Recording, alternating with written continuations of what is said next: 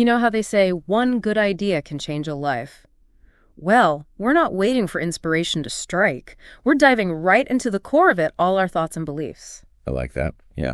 Today's deep dive, it's like exploring the control panel of your own mind, Seeing how all those gears turn and how they end up shaping, well, your whole experience. Yeah. It's funny. We've got all these essays for this one, and it really feels like we're putting together a user manual for the brain. We're going to be looking at all sorts of things like subconscious behaviors. Yeah. The stuff we do on autopilot without even realizing it. Right. And then we've got, emotional intelligence, which seems like everyone's talking about these days, but not always getting right. Yeah, for sure. And then the whole social side of things, how we connect, how we deal with our emotions, all that good stuff. Oh, and we can't forget about those sneaky cognitive biases, those little mental traps we all fall into. Always fun. But yeah, listeners, think of this as like a crash course, right? We've gone through these essays and pulled out the really juicy bits, the stuff that makes you go, oh, wow, I never thought of it that way. And our goal here is to give you all those insights, show you how your mind works, open up some new ways of thinking, but, without turning it into a college lecture. Right. We want those aha moments, but we want to keep it fun too. Exactly. So why don't we just jump right in? Let's do it. So first things first, let's peel back the layers and look at those subconscious behaviors I was talking about. There's this idea in one of the essays that really grabbed my attention. It's this concept of a monoculture, but not in the agricultural sense. It's about beliefs, the societal norms that are so deeply ingrained that we don't even realize we learned them. They just feel like, the truth. It's like, how do you describe water to a fish? They're swimming in it, they depend on it, but it's just there, Exactly. And that's a huge point in a few of these essays. When we try to picture our perfect future, we often just end up recreating our past because our brains, they love what's familiar. So really imagining something totally new and different, it's hard. And figuring out what will actually make us happy, even harder. Yeah. That really hit home for me too. And, what gets interesting is how this plays out in our day-to-day lives, the little choices we make. A few of these essays really hammer home the idea that we need to be more conscious, more deliberate, not just reacting to our fears or those impulsive urges we all get. Right. One essay even called an untamed mind a minefield. It's like, boom, you're trying to reach a goal, and then bam, you're suddenly sidetracked by some short-term desire. It's that classic battle between, I should really finish this project, but TikTok is calling my name. Exactly. And you know what helps? Routine. That's something a few of these essays brought up. That makes a lot of sense, actually. Having a good routine, it can be like a roadmap, It keeps you on track, helps you push through those moments where you just want to give in to whatever impulse pops up. Yeah, I can see that. It's like a framework for making those good choices more automatic. Exactly. Now, how about we tackle a feeling that most people try to avoid? Okay, sure. Which one? Anger. Everyone's favorite. Right. But hear me out. There's this really interesting take in a couple of the essays that actually reframes anger as, a form of self-recognition. They suggest that those negative reactions we have, they might actually be pointing us towards something important. Okay, I'm curious. What do you mean? They call it our shadow self. Shadow self. It's basically those parts of ourselves, maybe the less flattering parts, that we've kind of pushed down or haven't fully accepted. That's interesting. So if I find myself really intensely disliking something about someone else, it might actually be a reflection of something in me, something I haven't dealt with. It could be. And on the flip side, maybe those qualities we really admire in others, they're like echoes of the things we value in ourselves, but maybe haven't fully brought out. Exactly. It's like we're holding up a mirror, and sometimes we see things we don't like, and sometimes we see things we really wish we had more of. That's a really cool way to think about it, like a personal reflection in other people. Right. And that actually brings us to something that ties in perfectly here. Emotional intelligence. Yeah. We hear that phrase thrown around all the time. But these essays really dive deep into what it actually means. And I think it's way more important than we give it credit for. So it's not just about being in touch with your feelings. There's more to it. Definitely. Being aware of your emotions is a big part of it, but it's not the whole story. Right. It's also about understanding where those feelings are coming from, knowing how to manage them in a way that's healthy and constructive. And it's like, we live in this world where logic is king, Yeah. But emotions, they hold so much wisdom, too, if we know how to listen. Right. It's almost like we're trained to think that being effective means being, emotionless, like some kind of robot. Yeah. And the essays They really challenge that idea. They point out that real emotional intelligence isn't about bottling things up. It's not about pretending you don't feel anything. So what does it look like then? Someone who's really emotionally intelligent, what do they not do? Well, first of all, they don't just let their feelings run the show. They don't let their emotions dictate how they see everything. So they don't take everything personally. No, but it's more than that. They take a moment to step back, to really look at where those feelings are coming from, and then they ask themselves, is this really how things are, or is it just how I'm feeling right now? It's like being the scientist of your own emotions, observing them instead of getting swept away. Exactly. And another thing they don't do is try to completely suppress their feelings. Oh. It's not about pretending they don't exist, but they are good at figuring out when and where it's appropriate to, let them out. So it's like internal awareness plus understanding the situation. You can feel it, you can acknowledge it, but you choose when to respond. Exactly. And I also get that feelings are temporary. Even the really intense ones, they don't last forever. And they've kind of developed this trust that even when it feels like a storm is raging inside, it will eventually pass. That's a nice thought. Like emotions are weather patterns. They come and go. Right. And you know what else is interesting? How they handle relationships. Emotionally intelligent people, they're often pretty selective about who they let into their inner circle. Meaning They understand that real trust, that deep connection, it takes time. So they're careful about who they really invest in, emotionally speaking. So quality over quantity when it comes to those really close relationships. Yep, kind to everyone, but a small, tight-knit group for the really deep stuff. And, the last thing they don't do, they don't fall into this trap of thinking that a bad feeling right now means their whole life is bad. Ah, the drama. One essay actually called it extrapolation, like you're having a tough day and suddenly you think your whole future is doomed. Right. But emotionally intelligent people, they give themselves permission to have a bad day or even a bad week without letting it define them. That's a really important distinction, I think. A rough moment doesn't mean your whole future is going to be rough. Okay, so we talked about emotional intelligence. What about social intelligence? What's the main idea there? Social intelligence. Well, the way these essays describe it, it's kind of like the art of communicating in a way that makes other people feel comfortable, but without you having to, pretend to be someone you're not. It's being genuine, expressing your own thoughts and needs, but in a way that makes other people feel at ease. So being true to yourself without stepping on anyone's toes. Exactly. It's a balancing act. It sounds like it. So what are some of the things that socially intelligent people do, or I guess don't do, in their interactions? Let's see. Okay, for one thing, they don't try to, get a rise out of people. They're not exaggerating their accomplishments just to make others jealous or playing up their misfortunes to get sympathy. Right. So they're not trying to manipulate the conversation or get an emotional reaction from other people. Yeah, exactly. They're just being themselves, being authentic. Okay. Yeah, that makes sense. What else? Oh, and they're good at separating their own opinions from actual facts. Huh. Instead of saying something like, he's a jerk, which, well, that's your opinion, they might say, I had a tough time working with him on that project because I felt like he wasn't really listening to my ideas. So it's more about specific experiences rather than judging a person's whole character. Right. It's more nuanced. And along those lines, they try not to overgeneralize. They avoid those you always or you never statements. I'm definitely guilty of that sometimes. We all are. It's a natural human tendency. True. But socially intelligent people, they're more likely to say things like, I feel, or in this situation, which, well, it just makes things less accusatory. It opens up the conversation instead of shutting it down. Right. And it's about taking ownership of your own experience. Exactly. And when they give advice, they don't act like they have all the answers. Okay, yeah. They recognize that what works for them might not work for someone else. Everyone's different. Everyone has their own context. And socially intelligent people get that. That's a good reminder, really. It's so easy to think your way is the only way. Yeah, but it's not.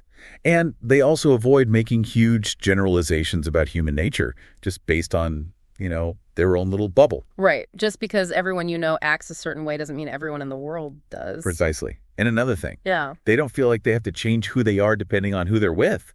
They don't put on a different mask for every social situation. Oh, yeah. It's like being a chameleon, trying to blend in everywhere. Exactly. And it's exhausting. Socially intelligent people, they've figured out that real connection comes from being genuine, being yourself, It's more rewarding in the long run. Authenticity over pretending. I like that. And, they're also smart enough to know when to walk away from an argument. Oh, yeah. Pick your battles, as they say. Exactly. They can tell when someone is just arguing to win, not to actually learn or understand. And in those situations, they know it's best to just disengage. Yeah, you can't change a closed mind. Right. And last but not least, maybe the most important one, they actually listen to what other people are saying. Like, really listen. Not just waiting for their turn to talk or planning their response. So actively listening, trying to actually understand. Exactly. That's sometimes called holding space. And it's a game changer in any relationship. It shows respect. It builds trust. It makes the other person feel seen and heard. Those are all good things. So I think we've covered a lot about emotional intelligence and how it plays out socially. Let's shift gears a little bit and talk about understanding and working with our emotions. Good idea. It's a big topic for sure. And it's more than just like knowing what you're feeling, right? Definitely. It goes way deeper than just slapping a label on it like, oh, I'm feeling sad or oh, I'm angry. It's about having a real awareness of the whole spectrum of emotions, understanding how they work and learning how to work with them in a healthy way. Okay. And some of these essays even talk about how real healing, true emotional healing, often involves going back to the past and dealing with the stuff we never really processed. You mean like old hurts, old traumas? It can be, yeah. Sometimes we push down emotions because we're not equipped to deal with them at the time. Yeah. But they don't just disappear. They kind of hang out in the background, Yeah. influencing our thoughts and behaviors. So we need to revisit those old moments, even if it's painful, and actually allow ourselves to feel the feelings we maybe didn't have the space to feel back then. It can be hard, but it can also be incredibly liberating. And these essays really stress that every emotion, even the ones we label as bad, they all have a purpose. Okay, I'm listening. They're trying to tell us something, give us some kind of information. We often try to shut down certain feelings because we're scared of being different or appearing vulnerable. Yeah, I get that. Nobody wants to be the emotional one. Right. But when we do that, when we suppress our feelings, we're actually blocking ourselves from really understanding our own needs and experiences. So it's not just emotionally draining to resist our feelings, but it's actually keeping us from learning and growing, too. Exactly. And there's this really important point that comes up. You can't just pick and choose which emotions you feel. Meaning? It's like a package deal. You can't just shut down the bad ones without also dulling your capacity to feel the good ones. So you can't numb the pain without also numbing the joy. Exactly. Okay, ready for a brain twister? Get me with it. The illusion of I. The illusion of... Okay, you've got my attention. What's that all about? There's this really cool analogy in the essays. Think about your body for a second. Your heart, your lungs, your brain, all those parts. We have those parts. They're definitely part of us. But do you look at your heart and think, that is me? Or do you think that is my heart? You've got a point there. It's more like, it's a part of me, but it's not the whole me. Right. And the same goes for your breath, your organs, your limbs. They're all part of who you are, but they're also kind of objective. Yeah. And they're always changing, cells dying, new ones being born. Yeah. And the essays say this kind of perspective, it can help us create a little bit of distance, a little detachment from the things about ourselves that are temporary and always in flux. So it's like the self isn't some fixed, unchanging thing, but more like a collection of experiences and thoughts that we're constantly observing and that are constantly changing. That's a great way to put it. And it can be really helpful when we're dealing with like really tough emotions or situations. It reminds us that those things are happening to us, but they don't necessarily define who we are deep down. They matter perspective, right? Yeah, exactly. Okay, how about we talk about something everyone struggles with at some point? Self-sabotage. And of course, comfort zones. Oh, yeah, those are good ones. Everybody's got them. Right. And it's funny, these essays bring up the idea that a lot of us, we actually have a pretty low tolerance for feeling too good. Really? It sounds weird. Right? Yeah, a little bit. Who doesn't want to feel good? Well, the thing is, when things get too good, too happy, too successful, sometimes we subconsciously start doing things that undermine our own progress. Oh, I see. We sabotage ourselves. Yeah.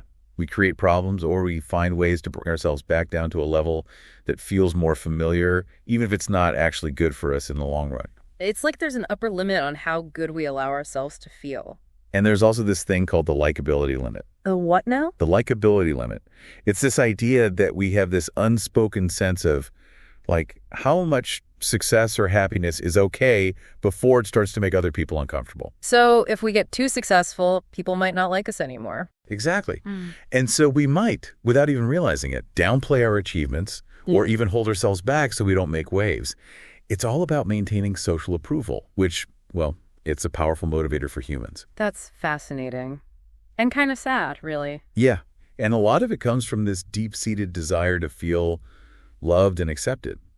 And, another point the essays bring up is that we often choose the familiar discomfort of our comfort zone over the unknown possibilities of something better. It's like even when we know something could be good for us, the fear of the unknown, it just feels too risky. Right. It's that better the devil you know kind of thing. And there's this misconception that happiness means giving up on your goals. So if you're striving for something, you can't be happy. That's what a lot of people think. But these essays, they actually redefine happiness. They see it as this state of acceptance, of being okay with where you are in the journey. It's not about suffering until you achieve something. It's about finding joy and gratitude along the way. I like that. So happiness isn't just the destination, it's part of the whole trip. Okay, let's talk more about happiness. And its kind of evil twin, worry. Perfect timing. Because a few of these essays really take aim at some of our conventional ideas about those two. How so? Well, first of all, they say that happiness isn't just something that happens to you, It's not just an emotional reaction to something good happening. It's a choice, a way of looking at the world. It's interesting. What's that? Some of the happiest countries in the world, they're actually not that well off financially. Really? Yeah, it's amazing. It seems like things like purpose, a strong community, and deep, meaningful relationships, those things matter way more than money when it comes to happiness. That makes you think, doesn't it? About what we prioritize. And when it comes to worry, well, the essays make the argument that it basically trains our minds to expect the worst. We think we're being prepared, but really we're just inviting more negativity into our lives. And it doesn't even prevent bad things from happening, Yeah, it's like mentally rehearsing for a disaster. Doesn't stop the disaster, just makes you miserable in the meantime. Exactly. So what these essays are advocating for is shifting our focus, moving away from that chronic worrying and toward building a more stable sense of contentment and focusing on the things we can actually control. And that actually brings us to discipline. And you know what else? Perspective. Yeah, okay. Those seem important, but what do they have to do with happiness and worry? Well, we tend to think of discipline as this, like, grit your teeth, push through the pain kind of thing, right? Yeah, pretty much. Isn't that what it takes to get stuff done? It's part of it, sure. But these essays go a little deeper. They point out that discipline isn't just about achieving external goals. It's also about building who you are as a person. They even talk about the happiness of excellence, which is kind of a cool idea. The happiness of... Okay, what does that mean? It means that we get a sense of satisfaction, a feeling of self-worth, from putting in the effort, from mastering something, from becoming better. It's not just about the end result. It's about the journey and who we become along the way. It's like the process itself becomes a source of happiness. Exactly. And then there's perspective. Yeah, right. The essays offer a bunch of, reminders, really, about how to keep things in perspective. Like remembering the tough times you've already gotten through. It can be really grounding, because it reminds you that you're resilient, you've handled hard stuff before. Right. And then there's remembering that you have choices. Right now, in this moment, you get to decide what you create, what you eat, who you spend time with. Yeah, that's a good point. It's easy to get caught up in the things we can't control. And then there's remembering that everyone learns differently, so we need to figure out what works best for us. Right, right. And lastly, just remembering that those really profound, meaningful life experiences, they're not reserved for some special elite group. They're available to all of us in our everyday lives if we're paying attention. That's a good point. We don't have to be famous or rich or have some crazy talent to have a meaningful life. Exactly.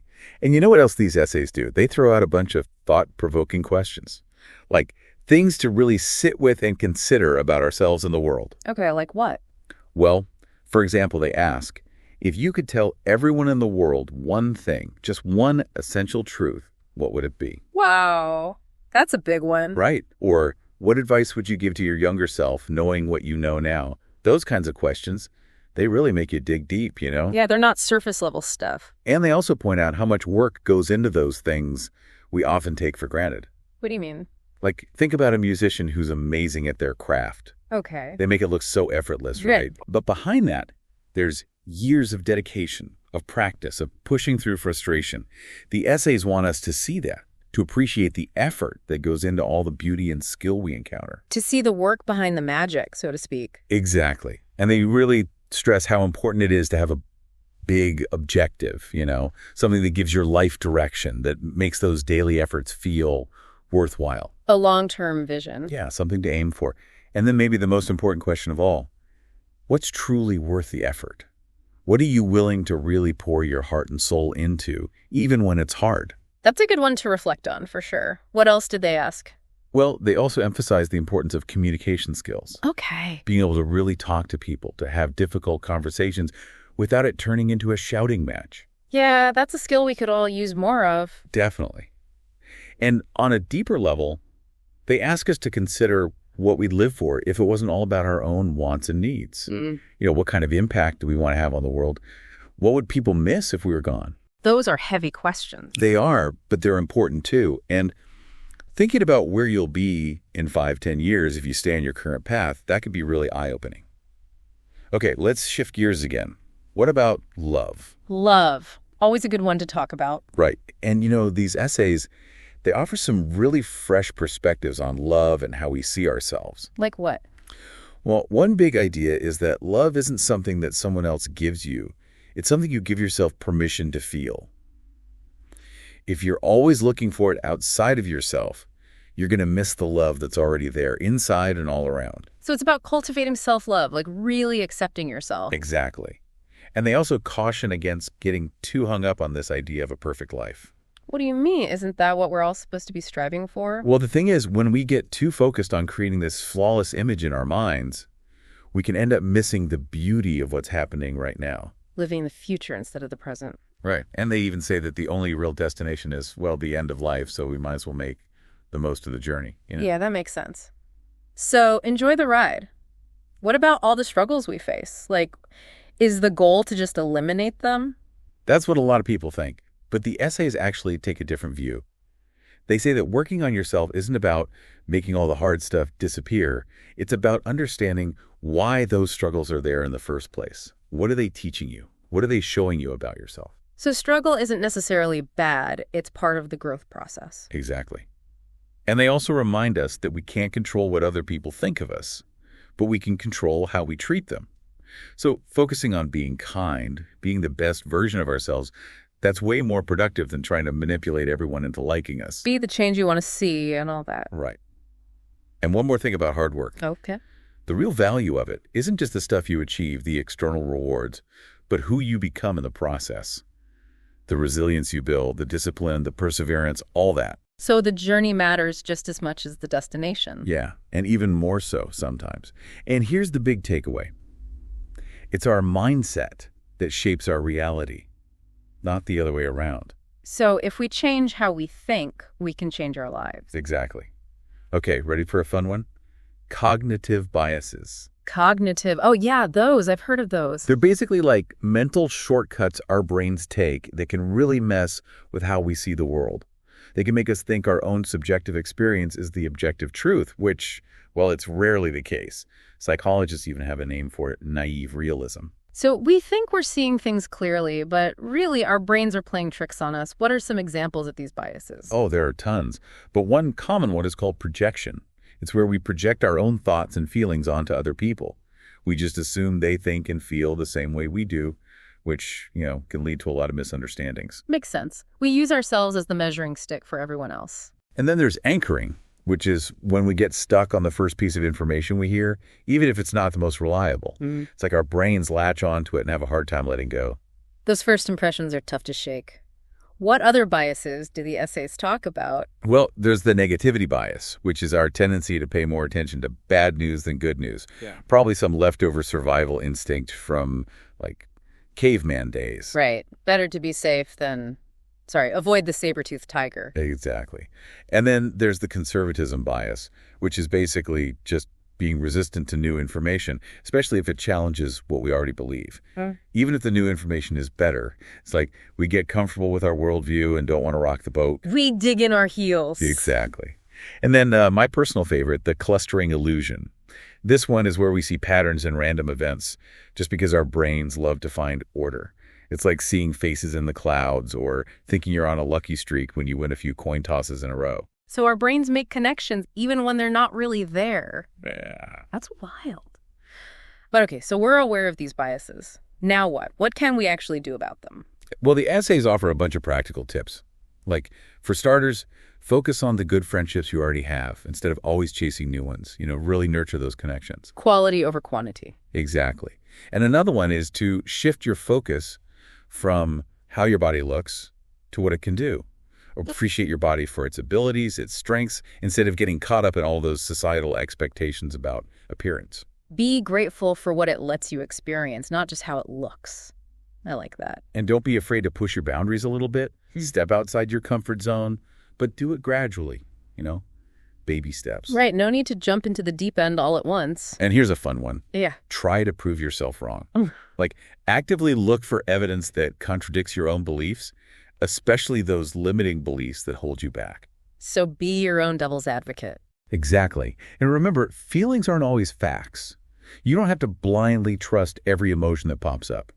Sometimes those feelings are based on thoughts that aren't even true. So check your thoughts before you let them dictate your feelings. Exactly. And one of the biggest things they emphasize is radical acceptance. Radical acceptance. It's about accepting every part of yourself, every part of your story, even the parts that are messy or embarrassing or that you'd rather forget. So embracing all of it, the good, the bad, and the ugly. Yeah, the whole package. And they also talk about the different layers of self. There's the identity we,